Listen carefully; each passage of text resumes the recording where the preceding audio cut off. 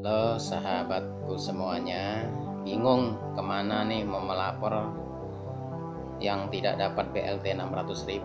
Nah, ikuti terus ini ya, saya sediakan videonya agar kita semua bisa memberikan masukan kepada pemerintah siapa-siapa saja yang tidak dapat dan bagaimana caranya gitu. Baik, ikuti terus video ini, silakan. Cara melapor pencairan BLT 600.000 per bulan yang bermasalah. Hubungi di nomor WA, ini nomor resmi dari Kemensos, 081110222110. Nah, gimana format pelaporannya akan saya sampaikan di akhir video ini. Tonton sampai habis agar dapat dipahami caranya.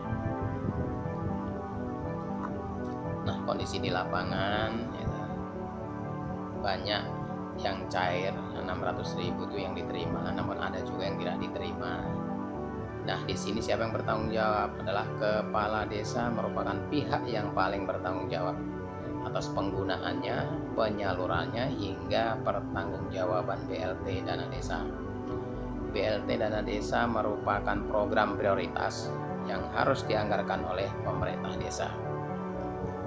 Nah, bagaimana dengan yang tidak terdaftar? Nah, kita mulai dulu nih dengan memberikan permasalahan, melaporkan itu permasalahan yang dapat diadukan meliputi penyelewengan, pungli, hingga ketidaktepatan sasaran alias salah sasaran. BLT dianggarkan dalam APBD desa maksimal sebesar 35% dari dana desa atau lebih dengan persetujuan pemerintah kabupaten atau kota madya. Penyaluran dana desa juga dipermudah melalui penyederhanaan dokumen dan penyaluran yang diupayakan agar lebih cepat. Penerimaan BLT ini didasarkan dari data terpadu kesejahteraan sosial, jadi harus sudah terdaftar di DTKS. Ketentuan mengenai mekanisme pendataan, penetapan data penerima manfaat, dan pelaksanaan pemberian BLT desa dilakukan sesuai ketentuan Menteri Desa atau PDTT. Sesuai aturan, penerima BLT dana desa ini adalah keluarga penerima manfaat yang sudah masuk dalam data terpadu kesejahteraan sosial DTKS. Dalam Permendes nomor 6 tahun 2020 tentang perubahan prioritas penggunaan dana desa tahun 2020 disebutkan bahwa dana desa dapat digunakan untuk BLT yang besarnya maksimal 35% dari pagu alokasi dana desa yang diperuntukkan bagi keluarga miskin berdampak COVID-19. Nah, syarat penerimanya yaitu warga yang belum mendapatkan 1. BPNT bantuan sembako, 2. PKH atau program keluarga harapan, 3. prakerja, 4. bansos tunai, 5. yang kehilangan mata pencaharian atau penghasilan, 6. belum terdata di DTKS, yaitu yang masih datanya nggak kecatat di DTKS. Yang ketujuh, memiliki anggota keluarga yang sakit atau kritis, sakit menaun atau sakit kritis. Pendataan penerima dilakukan mulai dari RT atau RW dan diverifikasi melalui musyawarah desa khusus agar benar-benar tepat sasaran, objektif, transparan, dan terpentinglah tidak double.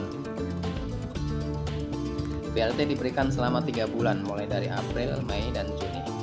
Skemanya tunai dan non tunai atau cashless. Per bulan 600.000 sehingga total adalah 1.800.000. Nah, untuk dua hal penyaluran yaitu non tunai dan tunai. Nah, untuk non tunainya adalah pola penyaluran secara non tunai dilakukan agar jumlah uang yang diterima tepat sehingga tepat pula manfaat, dan yang paling penting adalah mendorong masyarakat terkoneksi dengan perbankan dan memiliki tabungan. Nah, kalau yang tunai itu dibagi penerima tunai bisa dilakukan door to door atau rumah ke rumah, pintu ke pintu untuk menghindari kerumunan warga.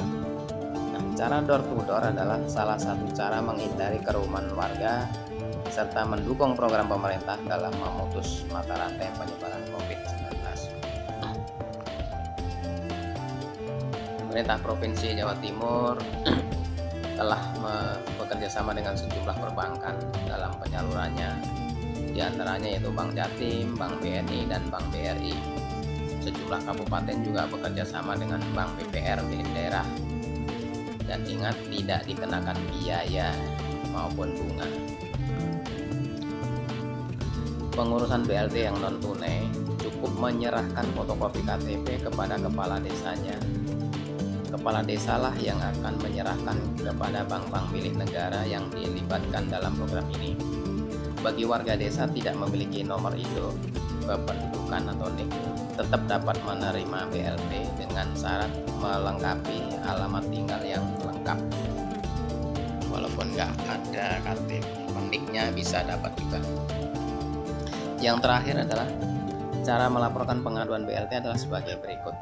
Ada dua cara. Yang pertama, melalui nomor WhatsApp atau WA 0811 1022 210.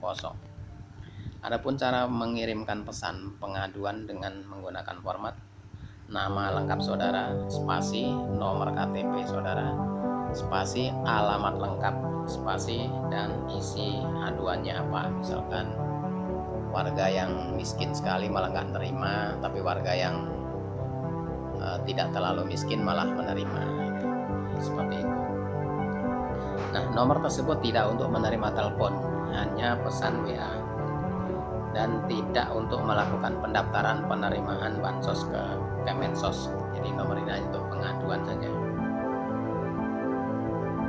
Yang kedua, bisa melalui email ke alamat bansos covid19@kemsos.go.id. Silakan yang mau menggunakan email bisa, menggunakan WA bisa ya, bukan untuk telepon tapi untuk pesan WA. Nah, demikian sahabatku semuanya, bisa membantu, mudah-mudahan bisa membantu untuk memperbanyak orang-orang yang bisa menerima bantuan. Dan terima kasih, silakan bantu saya dengan subscribe, like dan share atau komen. Terima kasih.